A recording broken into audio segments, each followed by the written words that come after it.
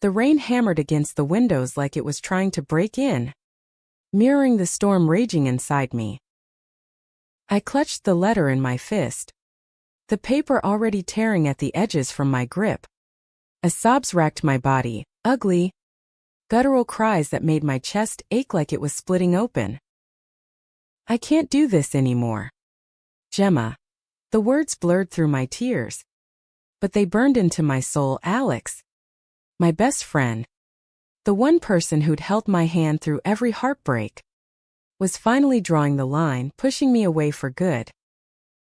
And then the door creaked open, slow at first, like fate itself was hesitating. And there she was, Alex, soaked from the downpour, her blue eyes locking onto mine with a horror that stopped my breath. Gemma? Oh God. What have I done? I was 12 the first time I met Alex.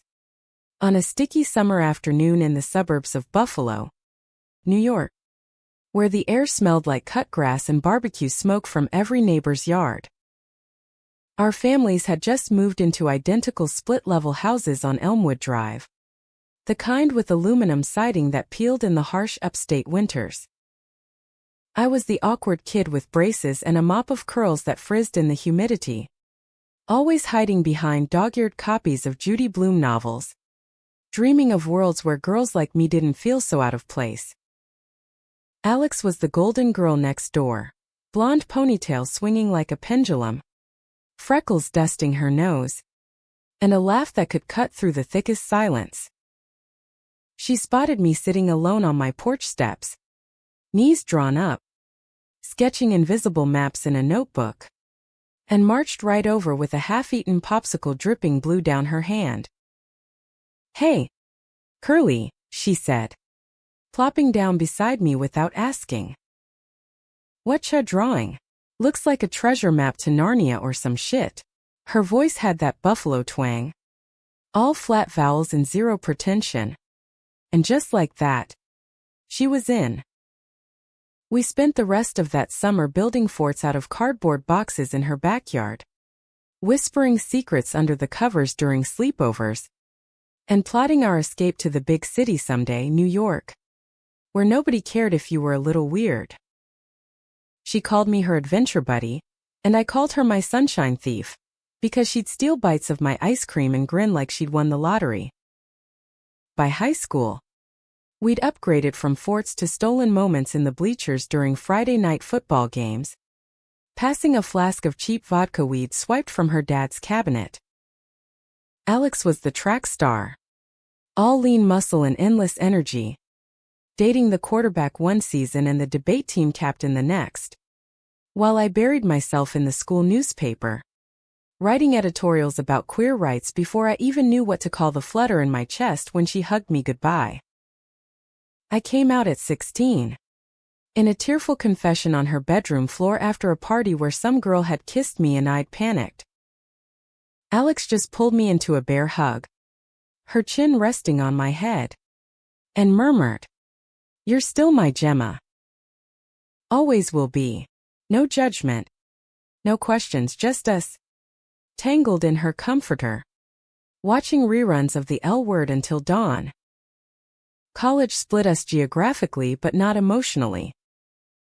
She went to SUNY Buffalo on a partial athletic scholarship, majoring in communications, while I scraped together loans for NYU's journalism program, crashing on her couch during breaks to binge on Tim Hortons and gossip about her latest fling. "Guys are such idiots," she'd say, rolling her eyes as she described some bro who ghosted her after one date. I'd nod, heart twisting because part of me wished she'd look at me the way she described looking at them, hungry, alive. But I swallowed it down, because losing Alex as a friend, that would shatter me worse than any unrequited crush. We both landed in Brooklyn after graduation, two 20-somethings chasing dreams in the concrete jungle. I hustled as a freelance writer for indie mags, piecing together rent in a shoebox apartment in Williamsburg with exposed brick and a fire escape that doubled as my writing perch. Alex scored a gig at a boutique PR firm in Midtown, schmoozing clients over martinis and climbing the ladder with that effortless charm of hers. Our friendship evolved into late-night takeout sessions on my couch, pad thai containers balanced on our knees, RuPaul's Drag Race blaring in the background, where she'd vent about work drama and I'd spill about my string of disastrous dates with women who ghosted after realizing I was too intense. It was during one of those nights, 3 years ago, that the letter first planted its seed. We'd polished off a bottle of cheap rose, and Alex, tipsy and tangled in my throw blanket, pulled out a notebook from her bag. "I wrote you something," she said. Her cheeks flushed, handing it over with a shy smile. It was a poem. Scribbled lines about the girl who sees my shadows and still chooses the light, about loving someone so fiercely it scared you. I read it aloud, voice cracking, and when I looked up, her eyes were on me, soft and searching. "That's you, Jem. You're my anchor." My heart hammered, but I played it cool, tucking the paper into my journal like a talisman. That night, as she dozed on my shoulder, I let myself imagine what if, just for a second. But life barreled on. Alex started dating Jordan 6 months later, a sharp-witted photographer with a sleeve of tattoos and a laugh like gravel. They met at a gallery opening in Chelsea, and suddenly my best friend had a girlfriend who monopolized her weekends. I tag along sometimes, third-wheeling brunches in Dumbo or hikes upstate, biting my tongue when Jordan's hand lingered too long on Alex's thigh. "She's good for me," Alex would whisper during our coffee debriefs, but there was a hesitation in her eyes, a flicker I chalked up to new relationship jitters. I dated sporadically, a barista named Lena who baked me scones, a lawyer named Riley who quoted Audre Lorde, but none stuck, because none were Alex. The cracks started showing last fall. Alex and Jordan's fights echoed through late-night calls to me, accusations of flirting at work events, slammed doors after double dates where Jordan grilled Alex about old friends. I played mediator, offering hugs and "it'll be fine" mantras, but inside, a selfish spark ignited. Maybe this was my chance. Then, 2 weeks ago, Jordan moved out. Alex showed up at my door at midnight, mascara streaked and clutching a duffel bag, collapsing into my arms with a wail. She thinks I'm confused. About us. About everything. We didn't talk specifics.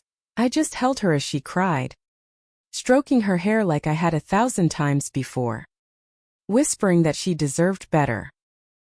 That was the night I finally cracked. Curled up in my bed, her head on my chest, the weight of 15 years pressed down, the unspoken "I love yous," the jealousy I buried under loyalty. As her breathing evened out, I whispered into the dark, "I wish you knew how I feel." She stirred, murmured something incoherent, and I convinced myself she hadn't heard. The letter arrived yesterday, slipped under my door in a plain envelope with my name in her looping script.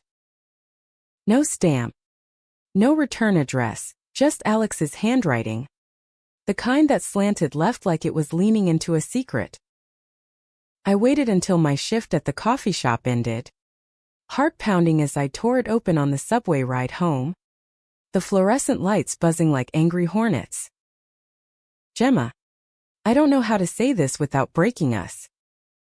You've been my everything, my sister, my confidant, the one who knows the scars I hide. But lately, being around you, it hurts. In a way I can't explain." Jordan saw it, called it out, and she's right. I need space to figure out who I am without you pulling me in every direction. This isn't goodbye forever. But for now, I have to let go. Please understand. I love you, but not like that. Not the way you deserve. Alex. The words blurred as the train rattled on. But they sliced deep. Not like that. She'd seen it, my longing. The way my gaze lingered during hugs. The excuses to touch her arm. And now? Rejection wrapped in friendship's corpse. I stumbled off at my stop, the letter burning a hole in my pocket. And by the time I unlocked my door, the dam broke. I sank to the floor in the living room, back against the couch, and let it rip, sobs that echoed off the brick walls, raw and unrelenting. The rain outside picked up, a symphony to my unraveling, and I rocked back and forth, whispering her name like a prayer gone wrong. That's when the door opened. Alex froze in the threshold, water dripping from her jacket onto the welcome mat, her duffel bag slipping from her shoulder with a thud. The lamplight caught the shock on her face, eyes wide, lips parted, as she took in the scene, me, a wreck on the floor. The letter clutched like a grenade in my lap. Jim. Her voice was a whisper, cracked at the edges. She kicked the door shut behind her, the lock clicking like a gunshot, and dropped to her knees in front of me, hands hovering like she wasn't sure if touching me would make it worse. I shoved the letter at her, tears streaming hot down my cheeks. What the hell? Alex, space? You need space from me? After everything. My voice broke on the last word, turning it into a sob. And I hated how small I sounded, how exposed. She snatched the paper, scanning it with a frown that deepened into horror. Oh God. No, this isn't. Gemma. I didn't mean. She crumpled it in her fist, blue eyes snapping back to mine. Frantic. I wrote that before Jordan left. Before I realized. Realized what? The question hung between us, thick as the humid air seeping through the cracks. She reached for me then. Tentative. Her fingers brushing my knee. I flinched, but she didn't pull away. Talk to me, I choked out, wiping my face with the sleeve of my hoodie. Tell me why you'd write that. Why you'd think I don't deserve. Whatever this is. Alex exhaled, long and shaky, sinking back on her heels. Rain pattered against the glass, a relentless backdrop to her confession. Jordan didn't leave because of work fights. She left because of you. The words landed like a punch, and I recoiled, my mind reeling. Me? What had I done? Pushed too hard during movie nights? Lingered too long in hugs? She said I looked at you the way I never looked at her. That every time we were together, it was like I was half gone, chasing something I couldn't name. And she was right. Gem. God. She was so right. I stared at her, pulse thundering in my ears. What are you saying? She swallowed hard, her throat working visibly. I'm saying I've been lying to myself for years. To you. To everyone. Her hands trembled as she took mine, cold from the rain but warm where our palms met. That poem I wrote?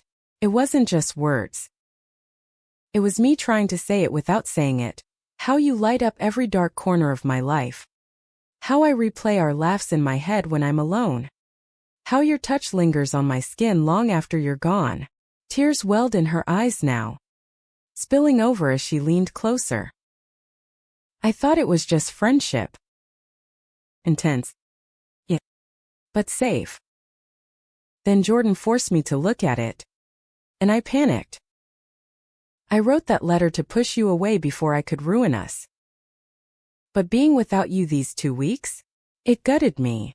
The room spun. A whirlwind of what-ifs and half-remembered moments. Her hand on my back during that hike, steadying me on a slippery rock. The way she'd brush my curls from my face after a bad date. Eyes soft with something unspoken. The night she crashed here post-breakup.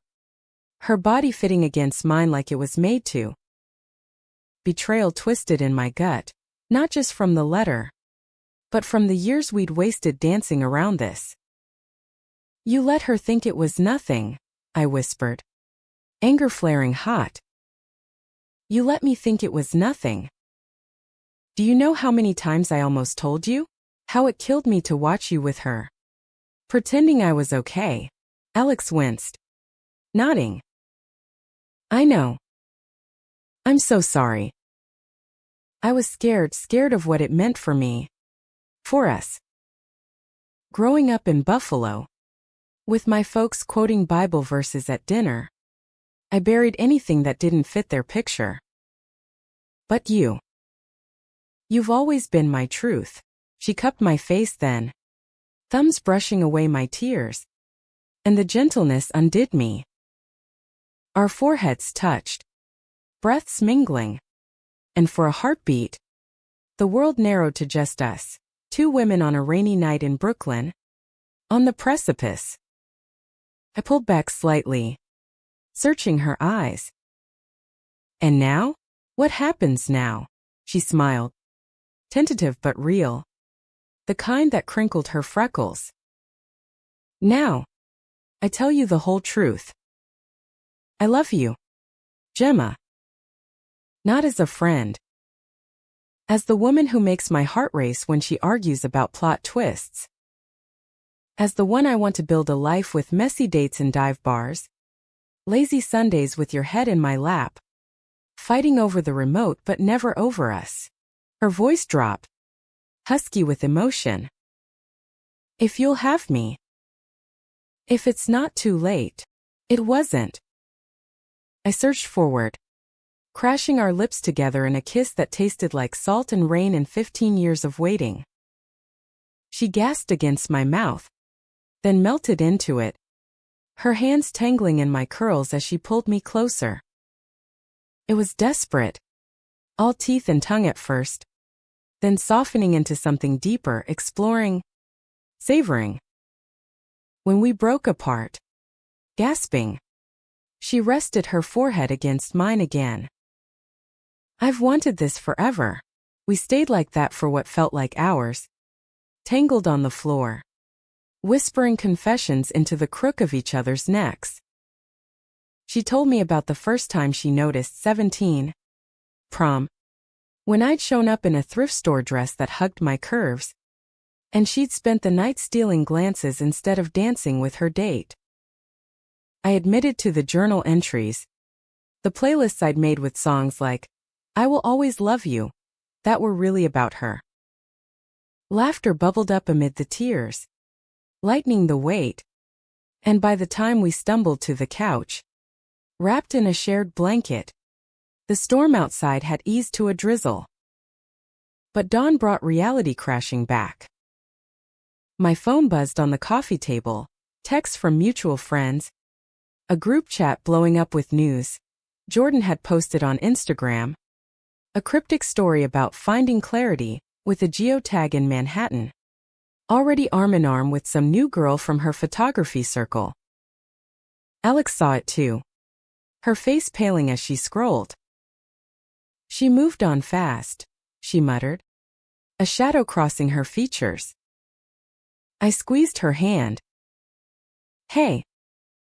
That's her loss. But the doubt lingered. Over coffee the next morning, black for her, loaded with cream for me, we talked logistics. What if this blows up? She asked, stirring her mug absently. Our friends, your family, they all think we're just us. And my job PR in this town. One wrong rumor and... Stop, I said firmly, though my own fears echoed hers. My mom in Buffalo still sent passive-aggressive articles about traditional values, and I'd lost a freelance gig last year after a client sniffed out my queerness. We've faced worse. Remember sophomore year, when that jerk from the team outed me in the locker room? You punched him square in the nose. She chuckled. But it didn't reach her eyes. Yeah. And got suspended. Worth it. Though. Her gaze softened. I don't want to lose you to fear. Jem. Not after last night. We didn't. The first weeks were a blur of tentative bliss, stolen kisses in coffee lines, her hand in mine during walks along the promenade, nights where we'd cook pasta in my tiny kitchen, and end up making out against the counter until the sauce burned. She came out to her parents over FaceTime one Sunday, voice steady as she said, Mom, Dad, this is Gemma. My girlfriend. There was silence. Then tears from her mom. A gruff as long as you're happy. Kiddo from her dad. My own call went smoother. Mom just sighed and said, Knew it since you were 10. Sweetheart. Invite her for Thanksgiving. But conflict brewed. As it always does in the city that never sleeps. Jordan wouldn't fade quietly. 2 months in. She cornered Alex at a work happy hour. Text flying to me in real time. She's here. Being weird. Help. I raced across town. Heart in my throat. Arriving just as Jordan's voice rose. Slurring slightly from gin and tonics. You think you can just switch teams like it's a hobby? After I poured everything into fixing you. Alex stood rigid. Drink untouched. But I saw the flinch, the old guilt. Jordan. We're done. Move on. Not without the truth, Jordan snapped. Eyes flashing to me as I pushed through the crowd. Tell her about the nights you cried in my arms. Swearing you'd never hurt me like this. The bar hushed. Heads turning. And humiliation burned my cheeks. But Alex straightened. Slipping her hand into mine, a public anchor. The truth, she said. Voice caring. Is I was lost. And Gemma? She's home. Jordan stormed out. But the damage lingered. Whispers at Alex's office. Side eyes from friends who'd pick sides. One night, after a brutal day of client backlash, Alex broke down on our fire escape. Cigarette trembling between her fingers. What if I ruin you? What if this is just a phase? And I drag you down with me? I knelt beside her. The city hummed below us like a lullaby. Phases don't feel like this. Like every cell in me screaming you're right. I kissed her temple. Tasting salt. We're in it together. Always have been. She nodded. Exhaling smoke into the night. And we stayed there until the stars peeked through the light pollution, 2 points in a vast skyline. Holding on. The climax hit like a freight train that spring. On the eve of our first Pride together. Brooklyn buzzed with rainbow flags whipping in the wind. Street vendors hawking glitter-dusted buttons. The air electric with possibility. We'd planned a low-key night dinner at our favorite Italian spot in Carroll Gardens, then wandering the parade route hand in hand, anonymous in the throng. But Jordan had other ideas. She'd been escalating. Passive-aggressive likes on Alex's posts, anonymous tips to Alex's boss about distractions, even a late-night voicemail I deleted before Alex could hear. Slurring threats about exposing us. We ignored it, chalking it up to sour grapes. But doubt festered. Alex grew distant, canceling plans with excuses about deadlines. Her laughs forced over takeout. It's nothing, she'd insist. But I'd catch her staring at her phone, thumb hovering over Jordan's contact. The night before Pride, I found the letter, the real one, hidden in her laptop case. Dated a week after ours started. Alex. It began in Jordan's neat print. I know you're scared, but running to her won't fix you. Remember our cabin trip? The way you said I made you feel seen? Fight for that. For us. Before you throw it all away on a fantasy. Enclosed were photos, grainy prints from their getaway upstate. Alex laughing by a fire pit. Jordan's arms around her waist. Another of them kissing under falling leaves. Alex's eyes closed in what looked like surrender. Betrayal hit like ice water. Not just the keeping it secret, but the implication I was the rebound. The safe harbor after the storm. Not the love she'd claimed. I confronted her that evening, bursting into her office after hours. The letter thrust under the fluorescent lights. Fantasy? Is that what I am? Some experiment while you pine for her.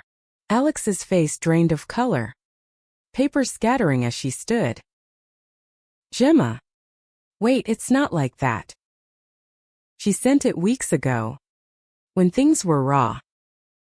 Kept it to remind myself why I left. Why you left. I laughed. Bitter and broken. Or why you should go back. Alex. I've spent years loving you in silence. Building you up while you dated everyone but me. And now this. You're still hooked on her ghost. She crossed the room in 2 strides. Grabbing my arms. No. Listen, Jordan was safe. Predictable. She fit the box I thought I needed. The girl who made my parents smile. Who didn't challenge the narrative I'd scripted for myself. But you? You terrify me because you're real. Because loving you means dismantling everything I hid behind. Tears streaked her face, mirroring mine. That letter? It's poison. I should have burned it the second it arrived. I wrenched free, backing toward the door. But you didn't. You kept it. Like you kept your doubts. Your fears. How do I know this isn't just another phase? That tomorrow you won't wake up missing her normalcy? The office fell silent, save for the distant honk of taxis below. Alex's shoulders slumped, defeat etching lines around her eyes. You don't. Faith isn't proof, it's a leap. And I've leaped before. Into arms that clipped my wings. With you. I'd jump 1,000 times. She stepped closer. Voice raw. But if you need space to believe me, I'll give it. Even if it kills me. I walked out then. The elevator ride a blur of regret and rage. Hailing a cab back to our apartment. The streets blurred past. Pride banners mocking my turmoil. Love wins. Did it? Or was it just a slogan for those lucky enough to dodge the fallout? That night, alone on the couch, I scrolled through old photos. Us at 12. Gap-toothed grins in kiddie pools. At 22. Arms linked at graduation. Last month. Her lips on mine under string lights at a rooftop party. Each one a thread in the tapestry we'd woven. Fragile but enduring. By midnight, resolve hardened. I couldn't let fear or Jordan's shadow unravel us. Not without fighting. Pride dawned humid and hopeful. I texted Alex. Meet me at the parade. Wear the rainbow scarf I got you. No reply. But as I wove through the crowds on 5th Avenue, drag queens on floats tossing beads, couples in matching tees cheering, I spotted her. Alone by a barricade. Scarf knotted around her neck. Eyes scanning desperately. Relief flooded her face when she saw me. But I held up a hand, weaving closer. Before you say anything, I called over the bass thumping music. I have something for you. I pulled the envelope from my bag. A letter of my own. Penned in the witching hours. Alex. My sunshine thief. My anchor in the storm. You've been my truth since Elmwood Drive. The girl who saw my curls and stayed. Love is a leap. I'm midair with you. No fantasies. No phases, just us. Messy and real. Forgive me for doubting. Let's build this. Forever. Her hands shook as she read, tears carving paths through sunscreen. The crowd surged around us. A sea of color and chance. Love is love. But in that bubble. She crushed the paper to her chest and pulled me into a kiss. Not desperate this time. But sure, lips lingering. Hands framing my face like I was precious. I love you, she breathed against my mouth. More than safe. More than easy. We lost ourselves in the parade after that. Hands clasped. Dancing to Gloria Gaynor blasting from speakers. Jordan's specter faded in the glitter and roar. Friends found us. Cheering with hugs and shots of something neon. By evening, exhausted and euphoric, we collapsed onto a rooftop bar overlooking the fireworks, bursts of red and gold painting the sky. 6 months later, we moved into a bigger place in Greenpoint, a 2-bedroom with a balcony for my writing and her yoga mat. I landed a staff gig at a queer lit mag, penning essays on love's sharp edges. Alex got promoted, negotiating campaigns that celebrated diversity instead of hiding it. We hosted game nights with the friend group, now fully Team Us, and flew home to Buffalo for Christmas, where her dad grilled burgers and called me kid, like I'd always been family. There were still storms, arguments over chores that escalated into old insecurities, nights when doubt whispered what if. But we talked fiercely, vulnerably, turning conflicts into bridges. Therapy helped. A joint session where we unpacked the betrayals, the letters that scarred. Humanity's in the mess, our counselor said. And she was right. Love wasn't a fairy tale, it was showing up. Rain-soaked and honest. Choosing each other daily. One crisp autumn evening, a year after that pride kiss, we hiked the same upstate trail Jordan once claimed. Leaves crunched underfoot.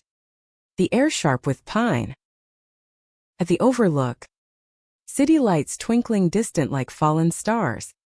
Alex dropped to one knee, not with a ring, but a small wooden box carved with our initials, intertwined like vines. Inside 2 keys, etched with adventure buddies forever. Not a proposal, she said, grinning through tears.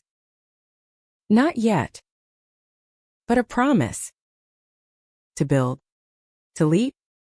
To love without letters or lies. I pulled her up, kissing her until the world tilted. Yes, I whispered. 1,000 times yes. And in that moment, under a sky vast as our history, I knew we'd walk through fire. Betrayals blaze and fears chill. Emerging not unscathed, but whole. 2 women from Elmwood Drive. Rewriting our story not as best friends, but as lovers. Anchors in each other's endless sea. In America, where dreams crack under pressure but rebuild stronger, we chose truth. And it set us free.